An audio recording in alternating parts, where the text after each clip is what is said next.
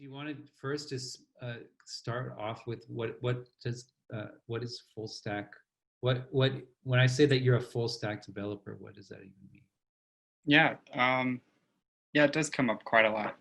It's kind of weird to see it a lot. It's like one of the first things I think you see for a lot of people. Like if you scroll through jobs and stuff, it comes up a lot. So full stack is attempting to describe the scope of responsibilities for like a developer or someone who writes code, but specifically for web application development, which is what I do, is usually the only time that you'll hear that. And so if someone says full stack, what it means is it's differentiating them from someone who is a front-end developer or maybe a back-end developer, or someone who does network development.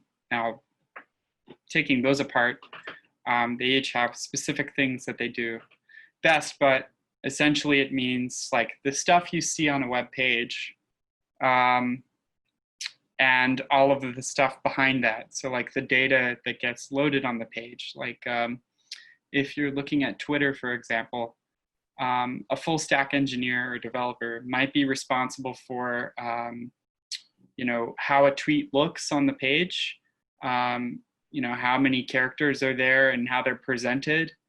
They'd be responsible for what the save button does when you click to send the tweet off.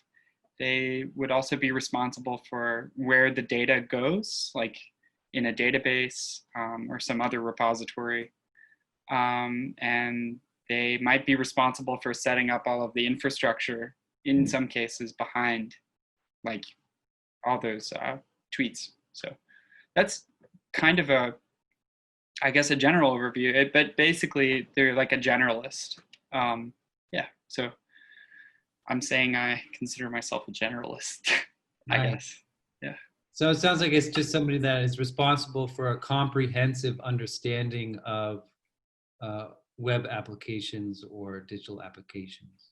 Yeah, absolutely. And specifically web is when you'll most often see it. Though I have seen it applied for, if you were talking about like embedded systems, which would be like a cell phone or something like a small electronic device. Someone who's full stack in that scenario might be responsible for exactly like you said, a comprehensive understanding of kind of everything that goes into that device. So yeah. Great.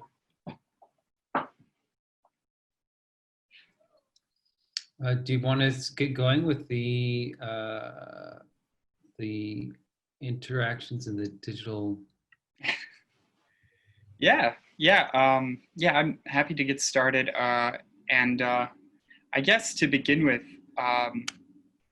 so let me share my screen. That will be important here. Okay. All right, so if everyone can see, oops. Yeah, so can everyone see the word like available models? Yes. Yes. Okay, great. Okay. So to kind of kick everything off, I'm just going to show you this small page that I put together as kind of like a very, very basic starting point. And ideally, it represents something that like after a little bit of encouragement and some learning, but not even so much that, because I've made the code available for everyone through this platform that I'm going to introduce to everyone here, that I think is become important for a lot of developers, but also generally for the development community and anyone that's interested in it. So this code is like very basic, but I think it'll give us some insight into a lot of different aspects of web development specifically. So, and just to be clear, I'm going to focus on web development in particular, because that's what I do, but also I think it's very accessible. And I think everyone here, it probably goes without saying that you're familiar with the web. So using websites and maybe even potentially some blogging or kind of creating content of your own. So I'm going to try to break some of that stuff down. So I made this really simple page. As you can see, it just has a header here, and it has this link, and the header is a different size than the link is, and there's a couple of other aspects to this. If we click this link, it takes us to a different view of this separate page with a similar header. You've got some paragraph content here, and we have these little kind of like dots. So I'm going to click this, and then I'm going to kind of let this sort of like run in the background, but I'll kind of read through this. So this is a cellular automaton with a simple set of rules. We can create complex patterns that mimic behaviors. Each cell, so when I say cell, I'm referring to each of these individual units. Can you all see my mouse? Yes. Oh, okay, good. Yeah. Okay, just making sure I'm not like waving around. Yeah, so this would be a cell here. So when I refer to that, that's what I'm talking about. And a cell is either living or dead. So when I say that, what I mean is, it's either green or it's black. But we can think about it as being kind of alive. And each of these cells is kind of aware of its neighbor. So that means like this cell is responding. These changes that you're seeing to these little cells, they're actually responses to the ones right next to it. And every second this updates. And we can animate the model and de-animate the model by clicking these buttons. So what does this mean? It is, I think, a pretty simple way of, I guess, conveying that you can do a lot of different unexpected things in the browser. And I can hopefully show you that these aren't too complicated to do. And with some simple rules, we can, as I'm demonstrating here, get pretty complex looking behavior. These patterns kind of emerge. You can see some turning black and then green, and then some of the greens shifting off. So I'll try to talk a little bit about if people have questions about, like what a cellular automaton is, or we can kind of jump into specifically getting on track so you can kind of get started setting up a page like this for yourself. So yeah, I'm happy to dwell a little bit on cellular automatons, but it's just a convenient example for something that's not too trivial that you can kind of learn about on the side. And it also helps you understand what a lot of computer scientists and developers do in general, which is take something that they want to represent the real world and put it into code. So is anyone kind of interested in cellular automaton, or have any questions? Yeah. So as I understand it, so there's a system of logic occurring, and if one of the cells is black, then the cells around it so all the cells are affected by one another based on their status, but their status changes every second, right? Yeah, so yeah. There's a function of logic occurring that determines its state every second. Yes, that's absolutely right. Yeah, and the logic that you're talking about, we can change that, and we can modify it to be kind of whatever we want. Typically, for most cellular automata, it's common to have this logic or a set of rules be based on only adjacent cells, but you could obviously have it, since we're writing the code here, we we could say that this cell responds to the state of this cell and this cell. But yeah, for this simple model, each cell only looks at its neighbors. So the left and right here. And then with each second that passes, there is a rule or a piece of logic that tells us what the state should change to. So if it was dead, it might turn, into something living again, or vice versa. And these are like used, or they were devised in like pretty early 20th century, and then took a while for people to actually be able to like run simulations, even as simple as this on a computer, because it was considered like intensive or like actually kind of difficult for the computer to do at the time. But now it's pretty trivial. So.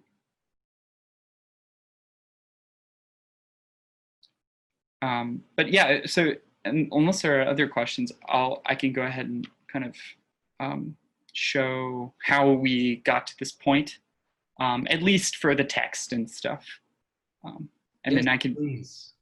Okay, great. All right, so what I want to show here is just generally. Let's see if I can do that. Oh, great. Okay. So what I'm showing here is a project profile on this website called GitHub. GitHub is kind of come up as a really invaluable tool for a lot of developers, specifically for hosting code. So as an example, can see, pull up here, quick.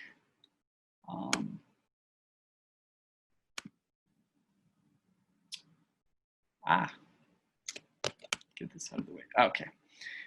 So as an example of like, I guess how powerful a lot of like entities agree that GitHub kind of is, I wanted to show some very significant projects that are actually hosted entirely on GitHub. That means that all of their code is available for you to look at, for any of us to look at. It doesn't matter if we're part of your organization or not.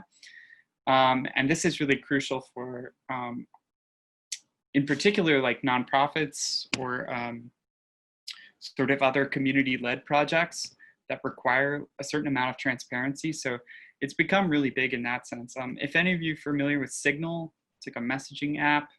Not sure how many of you have used it, but all of their code is actually fully publicly available. Everything that you see here, these are all projects. This would be all of the code for the iOS application, like on the iPhone. So this is publicly available. And in fact, something I wanted to bring up too is that anyone can contribute to this code, particularly in the case of Signal. They're not all companies, are necessarily open to that, but they certainly allow you to look at their code. Another example, which I know Austin would be familiar with, but there's this, it's like a music application specifically for, kind of building sounds, messing with sound. So all of their code is publicly available as well on GitHub. Ableton is like a music software, another music software. And then I'm sure everyone here is probably familiar with NPR. So they have some projects that they've created over time to, kind of address different tasks, or looks like here they have some internet radio projects, some projects for their website, but also like just projects like this, this task schedule, or looks like something that would be typically like internal, like that they would just use for managing services and stuff. So they've exposed that, I guess, kind of in the spirit of being a public good. So these kinds of things are really common and really, really cool if you're just trying to get into writing code, in particular for the web, because you can just go and, find all of this kind of tooling and read the code and try to understand it for yourself at your own pace. So yeah, I definitely recommend like kind of browsing around GitHub if you get a chance, but I'm gonna close these out for now. So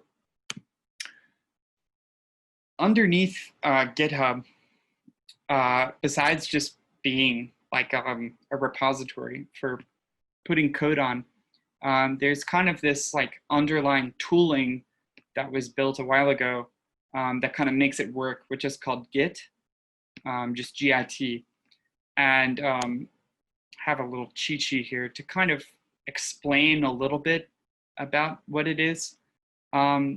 It's newer compared to a lot of tools that do the same thing or try to do the same thing, but this basically lets you organize your code. Again, a lot of developers use it. It's really, really common now, and it's kind of considered state of the art, but it basically lets you keep track of changes you've made to your code, kind of how, if you've ever used like Google Docs, as you're making changes, it kind of tracks like what you did and who did it. Git is basically the same, but for code, and it's especially useful for large teams.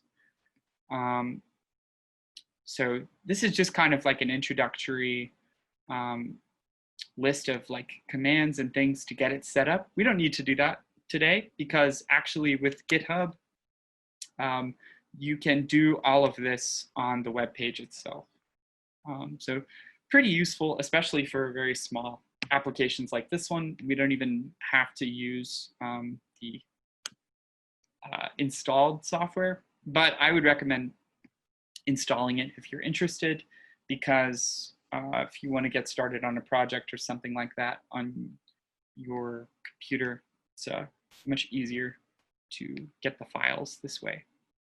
But this kind of explains what Git does and how it stores its information. And the idea here is that you have a big log of what are called commits, which are just basically transfers of your code. So every time I write some code, I send it off to, in this case, GitHub, my project here, and that gets represented as a commit. So we can actually look at some of my commits here. These are all like publicly available. There's no,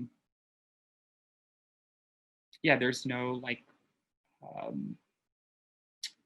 I guess, privacy in this particular case. It's all visible to the public. So you can set up private repositories, they're called, but I made this public because it's through this cool public program. So we can just click one to kind of see, but we don't need to know too much. So everything in green was added in this case. Let's actually look at the original one. Or here, actually, this might be even better. Yeah, okay, so this is a good example to kind of show you what it's doing. So every time I make a commit, I'm making some changes to what's already there. And you can see here, I made some changes to some wording. So I didn't like the way this was worded, so I changed it. The green is like what's new, and the red is what's old. So yeah, that's kind of what you're doing with Git, is you're keeping track of your changes and you're sending them off to a repository where other people can access the same code. And it does a lot of other complicated stuff, like if two people are working on the same thing, it helps you resolve the differences between the two changes, or change sets they're often called. But that's kind of the more complex stuff. For now, it's just going to be a helpful tool that we can introduce to avoid having just like a bunch of files on our computer and we forget what the last thing we did was, or when we did it, or where we left off. So just to overview what you've said is that GitHub is not only where you can store and save code, but it is also where you type it out. It's also where you generate the code. So it's kind of like a platform where the coding is occurring. There's not you don't need like, you don't have to type it in Microsoft Word or Google Docs. The coding is done on GitHub. Yeah, for our case, we can do pretty much everything here. Yeah. Typically, you don't want to do that because you often have a lot more tools at your disposal on your computer, like on your physical machine. And so most people write code on their machine using what's called an IDE, which is just like, it's called an integrated development environment, but it's essentially just a bunch of tools that help you write code faster. So most people use something like this. In fact, generally that's the case. But yeah, for very small changes that we're confident about, we can actually do everything, yeah, on this website. So for instance, to give kind of an example, I'm gonna move this. Okay, so as an example, this is, you'll probably recognize some of this code here, which I'll get into more detail on in a second, but you might recognize some of this code that says, you know, available models here, and this link down here, which said the game of life. So if we go back to our page, with the back button here, you'll recognize this is, this piece of code represents this particular view. So if I wanted to make a change to this header here, I can just click edit, and I can say, I can just drop this S or something, and then maybe I can add a piece of text here that says, you know, hi, something like that.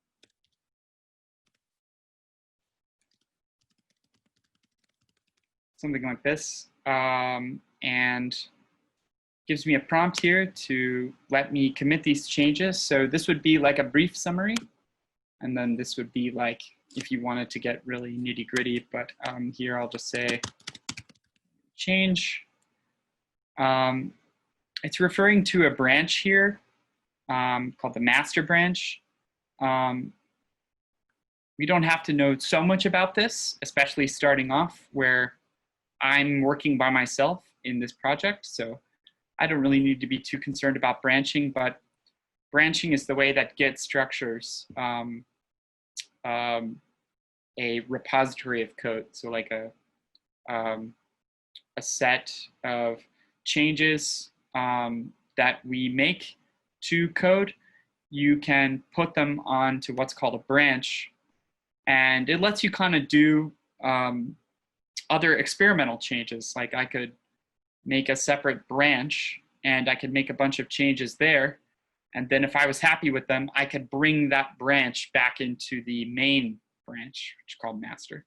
So that's what this is referring to. And when I say create a new branch here, that's what I was referring to with our experimental changes. So if I wanted to, I don't know, do something like add a new HTML file, but I wasn't sure if it was going to work out, maybe I could make a new branch, try it out. If I didn't like it, I can delete the branch, and master, the main branch, is still good to go. So I'm going to go ahead and commit this. And you'll see here the text that we added is here. So the file has that change. And if we go back to our project, we now have 8 commits. And you'll see here on June 9th that I made this change. So yeah, pretty nice, especially for web code, because of a couple of things that GitHub specifically lets us do for web projects. This is going to be really useful because like you said, Austin, we can do pretty much everything we need to do in here, and we can test it. So what I really want to introduce today is specifically, this platform. If you're interested, people could make accounts for this, and I'm not sure if you guys want to walk through that, but and it's free, and it's free to use. It's a free. Yeah. Oh yeah, totally. So anybody can make an account and Yeah. start exploring. It's almost like a library in and of itself, and you can look at lots of examples of code, and it's free. Yeah, absolutely. Yeah, there's a ton of examples out there, and they're pretty accessible, I'd say. If we click here, we can kind of click explore, and there's all kinds of stuff going on. You can even follow people, follow other developers, see what they're up to.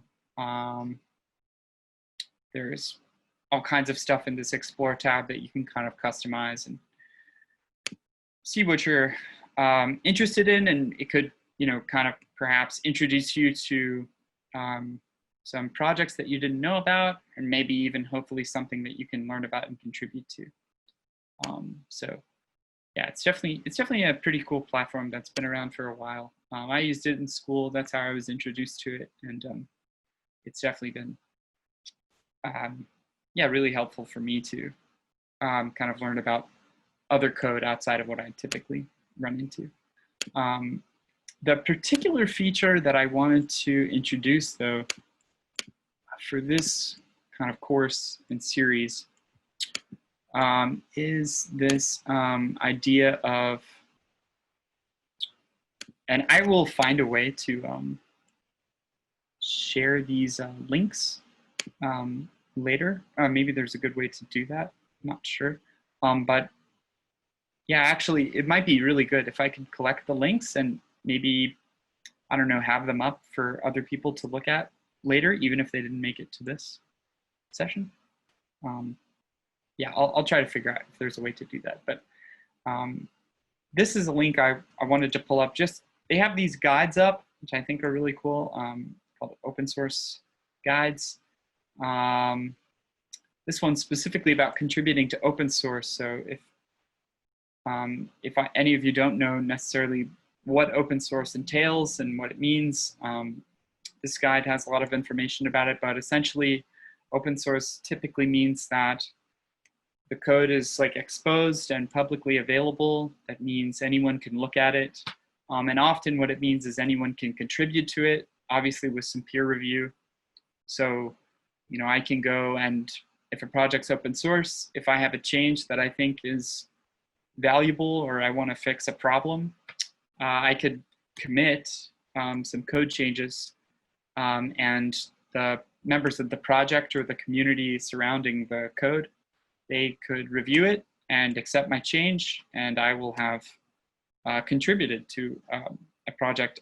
Generally, open source projects are also licensed in a way that, and there is nuance among like different types of licenses, but most often open source projects are licensed in a way that allows other people to expand on them and build on the project for themselves, for other people, so they can redistribute it. They can use the code to build something completely new. And in a lot of cases, depending on how it's licensed, you can even sell it. So like I could, make a piece of software, and if I found a piece of open source code I liked, as long as I credited the person that wrote the code, I could make something brand new, and I could even start a business around that, or I could do tons of other things with that code and even contribute back to the project. So it's a very important part of development in general, and being a developer is like using open source code. I use plenty of open source code at work. And in some cases, we've had instances where people contributed back to those projects that we use because we found an issue that we were able to address, like in our environment at work.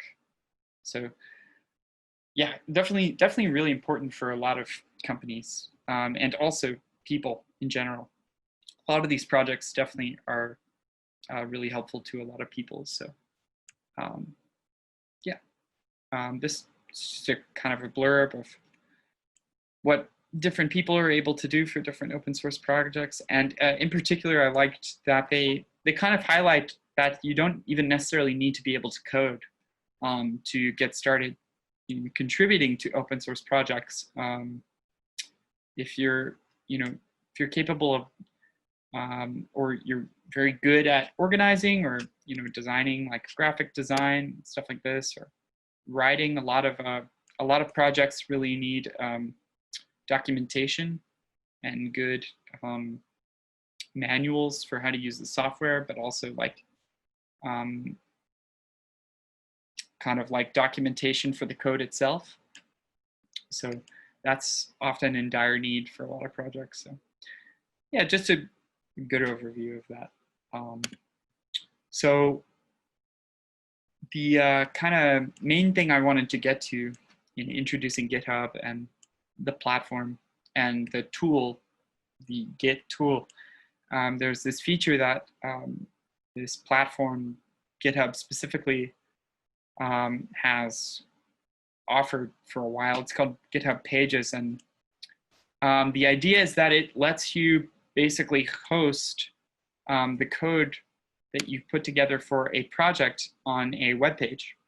And that's actually how I'm able to get this code to show here. So what I did was I created this GitHub project under my user, and I kind of followed these instructions and was able to quickly get my project displaying on this unique URL. So yeah, I thought that and definitely no pressure, but if anyone's interested in kind of like setting that up during this session, we could do that and kind of like walk everyone through that process. Could set up a new project for myself and kind of work through that. If anyone's interested in seeing like the process of getting that set up, or we can just kind of jump in. But I'll definitely make sure this resource is made available. You can kind of see for yourself how to do it. Because for web projects in particular, you can essentially run your web project on the page you make. And there's lots of good examples of doing this that they kind of provide. You can watch this video, kind of shows you. But you can also make your own like kind of resume site or like a personal profile. I've seen a lot of people do this for all kinds of organizations, not even development related or for coding in particular. Just people make sites for art, like their portfolio. So they'll put like all of their projects that they've done on there, and it's free. I guess the only downside is you have this GitHub IO URL. So if you don't like that necessarily, maybe it's a downside. But other than that, it's pretty great. You get a free website out of it, just your username. I think you can actually, do custom URLs, according to this. So there you go. You can even change that. But yeah, just wanted to show this feature because it's very powerful, and it makes it a lot easier to get started, because a lot of times with web projects it's difficult because if you wanted to get it up on an actual like accessible for anyone, you have to usually get involved with a hosting platform. Like there's a couple different ones in particular as far as hosting goes, where basically the like person hosting, they're gonna like take your files that you want to put on your website, and they'll make sure that it renders as a page on the web. And then you often have to get a domain, a custom domain, and then pay for that. So it's just a nice, convenient way to kind of do that Yeah, really I quickly. think if anybody is interested or wants help setting up the GitHub or pages.github, and if they have trouble doing it on their own, then your office hours, which are offered every Monday, would be a perfect opportunity to connect with you to get more help with that. Yeah, Putting it absolutely. out there for anybody who's interested. Yeah, I think that's actually great. Yeah, so maybe I'll just make sure that these resources are available for people to walk through.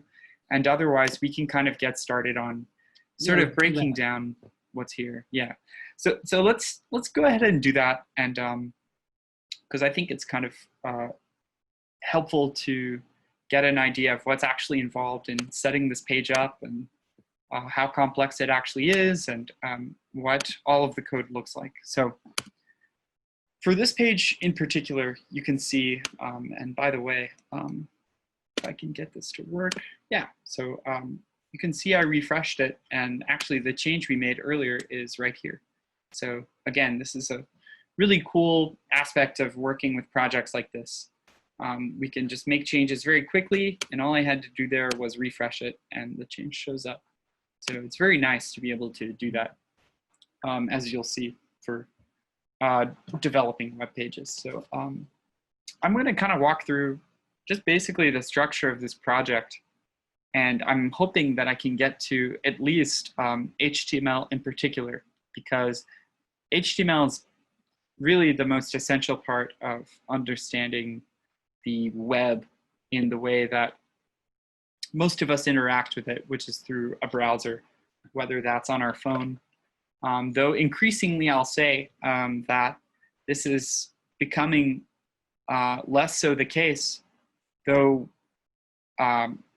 that's not to say that markup in general, which is kind of the family of languages or syntax that HTML specifically belongs to, which is just kind of an organizational language for, displaying or representing content that we want to put on a web page or use to configure an application or anything like that. So we can just kind of go back to our index file here. The index file is often what you'll see is used for the kind of like the main root file for a web page.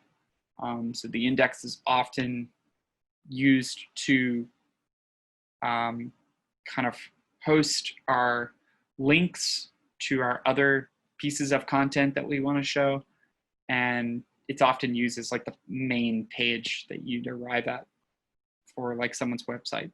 So we have a couple of different things going on here. So I'll try to kind of maybe walk through these, and then if anyone has any questions or wants me to go deeper in something, I'm happy to do that. But this is HTML, and like I mentioned earlier, HTML is a markup language. HTML means hypertext markup language. So that sounds very complex, but if we break it down, hypertext specifically is a reference to the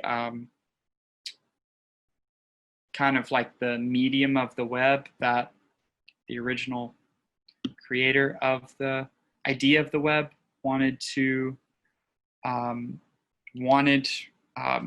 kind of HTML to represent, and specifically wanted web pages to represent. So if you think of text on a page is just I can write some words, even just something like this. Whereas hypertext is representational. So these are no longer just words, or they are still just words, but in fact, these specific characters together, these strings, they actually allow us to build a more complex representation of what's going on. That's a little heady, but that is essentially what it is. It's just sort of complex text, I guess. And then markup is just referring to the fact that We're using particular attributes. We're using these particular symbols and icons to essentially mark up our typical text here. So this text would be just regular old text, available model, and then we're using this markup. So this character series H1 to mark up our regular text. And in this case, we can kind of infer H1, or maybe not infer it, but if we knew that H meant header, we can see, okay, this is a style 1 or type 1 header. So, but yeah, I'll go ahead and say that H1 means it's like a type 1 header. So often this is used for like the heading of a page. Yeah, so in this case, what it's doing is it's making our text here look different than what typical text would look like, which is just this. So we've wrapped it here. This is a line break, but it's like a grouped line break. It basically just means that we get a space here. And this is the additional text that we added here. And then this is our link, which took us to our model that I showed you before. A couple of things to like point out. It's like the way that things, the way that all of these things, these elements, like this text here, and this text, they look different from each other. Some of that has to do, or all of that has to do with this markup that we've used here. So you'll note that, for instance, this piece of text here, this string, it looks different from this one. And that's because I haven't marked it up in the same way. I could do so by adding some tags. These are called tags. This group specifically, this left and then right bracket with the element name here. So this particular element or tag group is called a break. So BR for break. This is a header tag. So these tags let us like mark up our text and make it represent something different.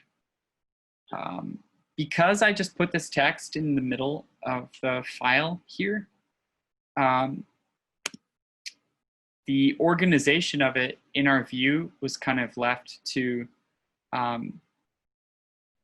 be relative to the other elements surrounding it, which have a more strict organization. That sounds a little weird, but what I'm trying to say is that looking at this file, because of the way that I've organized it, it might look like, it might kind of look like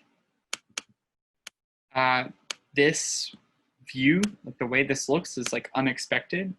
Like maybe you might not expect that hi, a new changes here would be kind of weirdly, awkwardly positioned right next to this link and then under this space.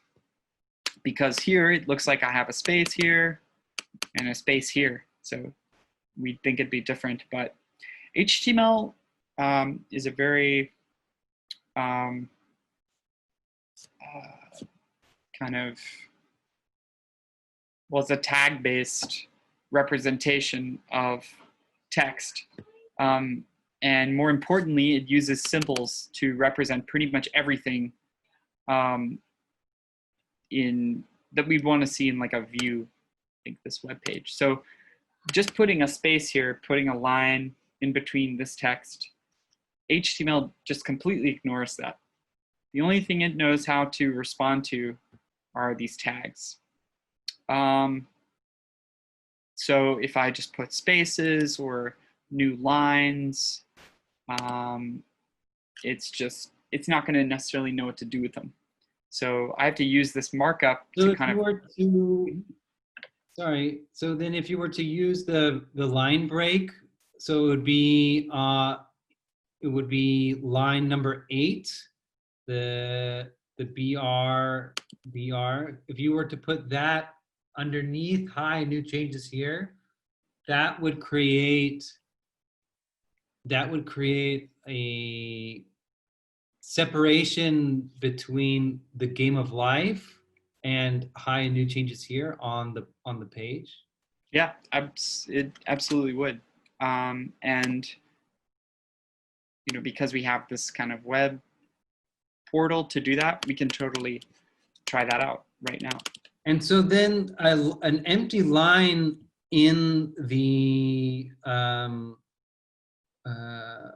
what do you call this? The area where you're typing the code. It's the client. Yeah, that's a good question. Like, what are we like? What would you even refer to? Like, yeah, you wouldn't really call it a document, but it's like. But anyway, so because there is nothing in line 7 or line 9, doesn't mean that that will be reflected as code. There's literally nothing there, meaning that there won't be any program to be displayed on the web page. So there has to be some sort of code to define every element that you're seeing or interacting with. Yeah, absolutely. I think something that came to mind when you were kind of like presenting the idea of like, this is empty and that's kind of why nothing happened. HTML is kind of like a very informationally greedy language. Like it really doesn't have context for very much at all. It really needs to know every single thing that you want it to do organizationally. So if I want this to be above this, I really have to say, like, very explicitly, this is exactly where I want this to be. And there are some other kind of technologies in place to make this a bit easier. You can see one of them above, which I've kind of been conveniently ignoring, this style tag here that's enclosing this very different looking syntax. So this tag here is indicating like I'm going to start writing some CSS, which is a whole other separate technology that's just as equally important within the web, and we use it to change the way things look, not necessarily organize content. So you can think of HTML as the organizational framework. Like, this is what's on the page. This is the order in which it's going to occur on the page. And this is what's going to be next to what. And this is actually what's going to be there. The style lets us kind of change the way things are going to look. So you'll notice here, I specified this Helvetica font just as an example of some of the things that you're able to do. I can also say color. So I'll include that with our change so we can try this out. There are special keywords like this for CSS, by the way, that allow you to quickly access commonly known or commonly or widely known, sort of obvious attributes. But typically the way you provide colors is actually with the hexadecimal system. If any of you do graphic design, you're probably super familiar with this, but I think most people aren't, so it's a little weird. But for colors, particularly in the web, you use a hexadecimal system. This looks, I guess, like a nice way of representing it, but apparently the color represented, or that is represented by 1, 2, 3, 4, 5, 6, I guess, is kind of blue. So that's cool. I didn't know that. But it's essentially just a different representation of like digits, like 1 through 10. So hex numbers are just, it's just a different encoding for the numbers that we're already familiar with. They're not really that special. It's just a different way of representing some of the same numbers. But we use it because encoded within this string are the RGB values, which some of you also might be familiar with, again, if you've ever done like graphic design or messed with your TV or anything like that. Usually for digital things, we break up colors into a red, a green, and a blue value. So anyway, that might have been a little too deep, but you know, I think it's good to just kind of get as much exposure as possible to as many things, because then you can kind of figure out what you're most interested in. So we're going to go ahead and use a keyword. So we can try a bunch of different things. I'm not 100% familiar on all the keywords available. I usually just look them up, or I use a hex value. In fact, we can try the 1, 2, 3, 4, 5, 6 here in this case. And actually, I think it should be 0x, or maybe just that. But in this case, I'm just going to do blue because I want to see a blue. And we'll make the change Austin suggested, actually. So he proposed that since this line, since this view here has this big space, if we want a space after these words and before this link, we might be able to put a line break here. And without being too confident, I'm pretty sure that will work, but we'll try it out to see. So what we've done is we've changed the color of the body. The body, by the way, just represents basically everything that we see in this view.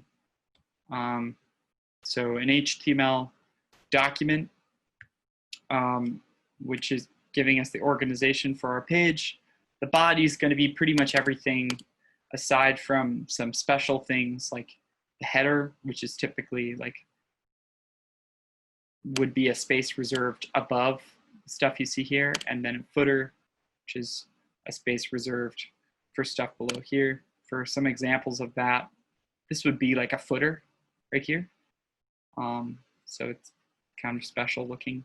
And then this would be like a header, typically. But you know, different places do it differently, so it might not even. So let's commit this, and we'll just say adding space, changing color. Okay, and we'll go ahead and commit that. And we can refresh again. Let's see. Sometimes you have to completely refresh because your browser will actually keep the code around because it's static. So let's just try going back to the project. Oh. I can introduce you guys to another tool so that we can kind of debug this and see what's going on. In your browser, which everyone should or might have open, I guess you might be using the Zoom tool right now, or the Zoom software. You can actually do this on any web page you want. So feel free to, like, once you learn about this, do it everywhere that you think of. I'll do it sometimes because it's kind of fun to do, but you can click on any of these, like anywhere on a page and inspect an element, and your inspector should come up in a browser, And it lets you break down the document. So you can see the body I was talking about before. You can see this whole HTML document. It's got our style here that I showed you in the code. But it looks like it doesn't have our line breaks. So yeah, I think the browser is doing something called caching. You've probably heard someone tell you before, like, oh, clear your cache or get rid of your cookies. These are basically resources that the browser keeps around to make pages load faster or make resources load more quickly. So in this case, the browser has cached the files that it downloaded to show my page to me. So what I'll have to do is like actually force it to reload the content. But I can do that by just like copying this, and maybe I can open it in a new window or something like that. That's something that does happen with these GitHub projects, especially if the page is what's called a static page, which is essentially like a page that doesn't have to get any data from a server. In any event, let me see if I can clear this. But I think we're at 7:30. So I'm happy to answer any questions or anything like that. Maybe if you want to just summarize what we went over today, and then give a brief summary of what we can expect for next week. Okay, great. Yeah, I think that's good to cover. So as you can see, I was able to clear that cache. Should just had to go into a setting, and our change did apply. Now our color didn't apply. Maybe that's something we could debug or work through next time. But that would be interesting to see, why our color didn't apply in the way we thought. But to kind of summarize everything we looked at HTML specifically, and sort of, oops, get back to my project here. Let's go to this. So we looked at kind of an overview of HTML, how it works, what it's doing when you create a web page using HTML, that it's an organizational language. It doesn't let us do anything like calculate things necessarily. It doesn't let us, kind of look things up or anything like that. It's just meant to represent organization of text on a page. We looked at GitHub, which hopefully for some of you can be an opportunity to explore some projects you maybe didn't know about. Looked at open source and like what that means and how you can potentially contribute to it. So for next time, I would say I'd like to get into more detail about HTML, more detail on CSS. We can figure out why the color blue isn't showing up on our page. We can learn more about debugging, which I kind of briefly got into, showing you this inspector, which I let you know you can do on any page you want. It doesn't matter. No one can stop you from inspecting their pages. Sometimes you'll find cool things too, like little weird secrets that developers put into their code. I don't know why they would do that. Sometimes they do though. It's kind of cool. But and hopefully we can get into JavaScript, which is kind of the code that does let us calculate things, look things up, lets us animate things, lets us load other resources if we want to, stuff like that. So JavaScript is definitely where things get more complicated. Great. And so then also Monday evenings, you have what we're referring to as office hours. So if anybody wants to talk or meet with you virtually to go over anything programming related or computer science related, that is also free and open to the public. And we have information on how to set that up on our webpage. It is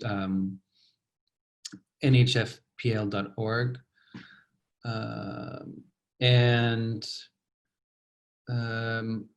Yeah, so I guess, so between this week and next week, what you can do is check out there's a lot of resources online, including a database that we provide to library card holders called Lynda, that is Lynda,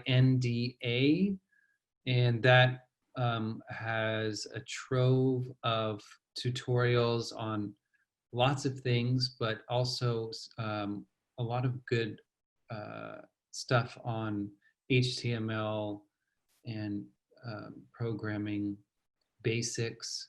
So if you want to practice in between now and next week, or just get some more perspectives on things, I highly encourage everybody to check out lynda.com, and you can set up an account with them just using your library card number and a password. I highly recommend you to write down your password, because it is basically impossible to retrieve your password if you lose it. So yeah, check out lynda.com, which you can get with our library card. And then also, if you want more time with Paige, connect with him via office hours on Monday evening. So if there's any last words, Paige, say them now. If not, then we will convene virtually next week. Or I guess maybe if there's a tiny question by anybody, feel free to say. No questions here, but great info. Thank you very much. Really appreciate it. Thank you. All right, speak now or forever hold your peace. This is Celeste. Sorry. No, that's all right. I'm really late. I'm on to try to watch the beginning of the class. But it was amazing. I mean, I'm really interested to learn with you more and more. So thank you. Great. Yeah, that's great. Yeah, I hope to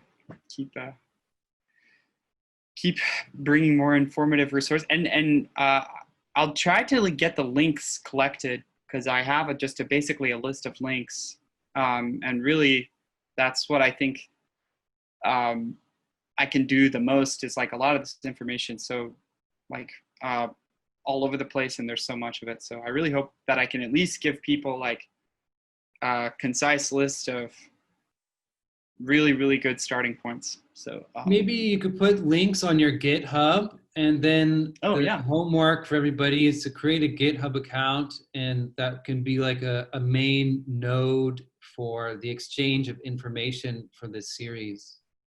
Yeah, that's a great suggestion. Yeah, I can do that, and I'll put all the links there, and I can actually put them right next to our well, I don't know where it went, but I can put them on this sort of project that we've been using actually right here, just like this other link I have. So cool. Yeah. And then we can work on getting a link to your GitHub account, maybe like on the library page.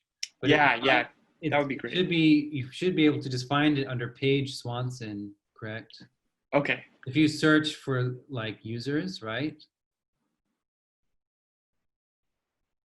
Oh, like, should I try to? Yeah, like, I guess just go to like that. No, go to GitHub. How would we find your account on GitHub? We would just search. Oh, right. Yeah. I'm sorry. I thought you meant on the library side. Yeah. So it's just Paige Swanson. So, okay. yeah. So yeah, if you search just Paige Swanson, it'll come up. So just in the search bar up on top of the GitHub. Yeah. Okay, great. Yeah, it should. Let's see. Well, all GitHub. There we go. Oh, that's repositories. So you'd have to go users. Okay. So you'll search it, and then it'll say New Haven. Obviously. Perfect. Yeah. Yeah. So that's definitely the best way. And I only have like a couple of public repositories, I think. So yeah, it should be pretty obvious. Agent-based models is the one, and I'll have the links up there. And if you want to view the site, you just click this link right here. Okay, sweet. Thank you so much, Paige.